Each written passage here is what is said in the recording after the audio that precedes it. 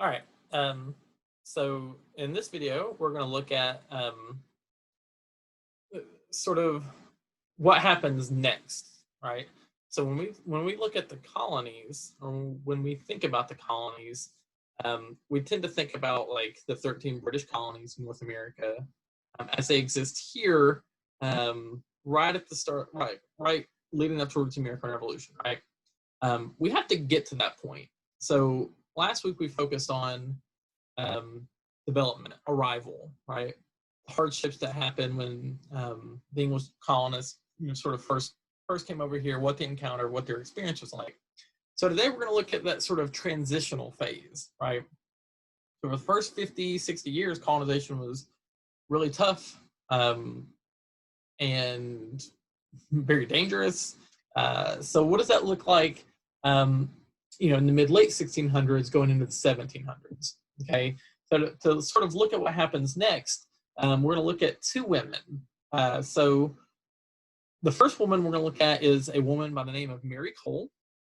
I'm going to go ahead and tell you like this information. I don't think is covered at all in your book. So this is just the life of two specific women. So let's look at Mary Cole.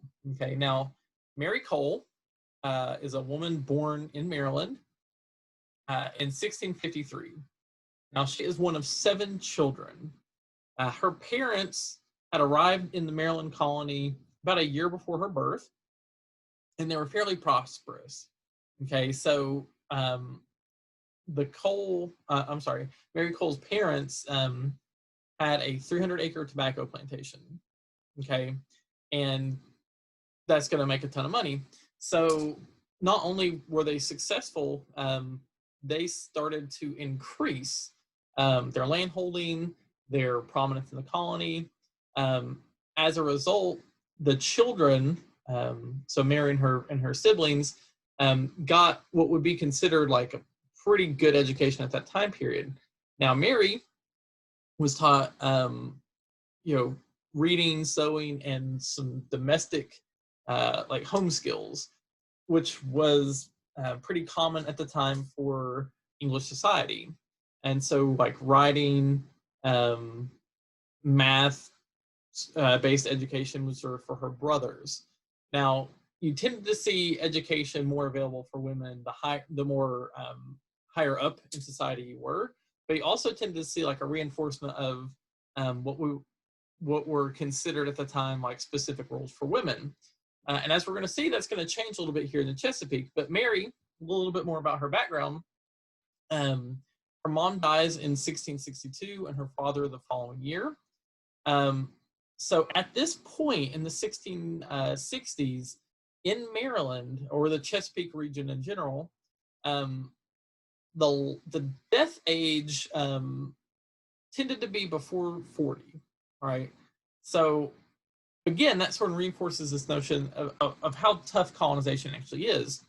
So Mary is going to be orphaned before the age of 11, which was also typical for life in Chesapeake. Okay, high death rates, low lifespans. Like these are not common traits in England, but these are traits in the early days of the English colonies. Now, at this point, we're 50 years into colonization, and things are still pretty rough here in the Chesapeake. Now, when Mary's parents die, the children get their father's estate. It's not split equally. The sons are going to receive most of the land, and the daughters are going to receive what's known as movable property. So it's property that can go travel with you. So Mary's going to receive 11 cattle, a bed, some kitchenware, and some other domestic type items like that. And the thought process is, if you're looking at this based on English society in the 1600s, and you're looking at the life in Chesapeake as not only survival, but if possible, advancement, the goal is once the children marry, the sons will bring sort of land into a marriage, and whatever person they marry is going to bring in, the other items to go along with that. So there's a lot of reinforcement of what were considered normal English societal standards in the colonies, right? If you remember, the colonists are trying to bring over English society and English customs here into the Americas. Now, Mary's life, so we can learn things about life in the Chesapeake based on things that are common to Mary and also some things that are not common. Okay, so Mary's going to marry a man by the name of Ignatius Warren at the age of 20. And they went into this marriage with a pretty strong head start, especially for people living in the colonies. So Mary, coming from a prosperous family, had items and domestic supplies and goods to bring into it. And Ignatius is going to bring the land and some of his own materials into this marriage. So they have a head start. they're going to be fairly prosperous at the beginning. Now, here's where some things are uncommon. Two things. One, they don't have any children, as far as we know. And the other thing that's uncommon is this is the only marriage, it seems, for both people. And when you're looking at life in the Chesapeake with, a lot of children being born to a family and sort of low mortality rates or lifespans for adults and for children, what you start seeing is like a complex family system and property system and all sorts of things start getting really complicated. But Mary and Ignatius avoid that by, as far as we can tell, having no children and only one marriage between them. So it seems like, it seems like once Ignatius dies, that Mary sort of retains the property, and as far as we know, she does not get remarried. So some of the stuff we can learn from Mary is that life in the Chesapeake was still really tough, 50 or 60 years in, right? Now, Mary was not from England, right? She was born in the colonies. And that's going to be a growing important distinction, okay? Because life in the colonies is going to start to deviate from what is actually going on in England, right? And what English society actually was. So for example, based on English societal customs at that point, women had far less rights and access to property and sort of social autonomy in England than they're going to have in the Chesapeake.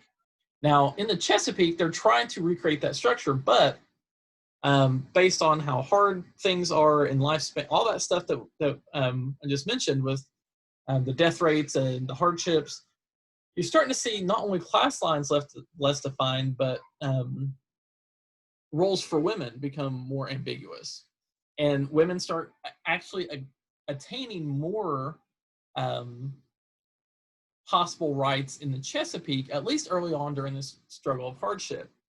What's interesting is if you compare English society to indigenous cultures that the English are encountering, indigenous cultures, women tended to have way more rights and social standing and mobility than English women had, right? So English society is starting to pick up some, not by any means are they going to, completely replace that system, but you do start to see some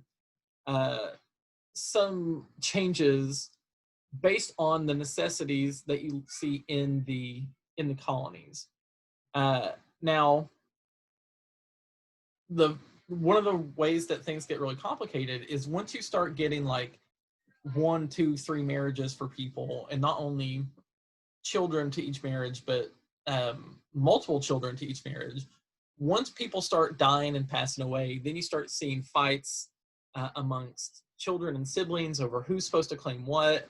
And typically, even though women are getting more rights and power in terms of owning land, or at least partially owning land, things will still, based on English culture, sort of default to the lineage of the father and what the male heirs are going to have. So it's a complex system, but it still is grounded in English societal standards. But the thing that's really important to remember is this is a different system in the colonies than what you have in England.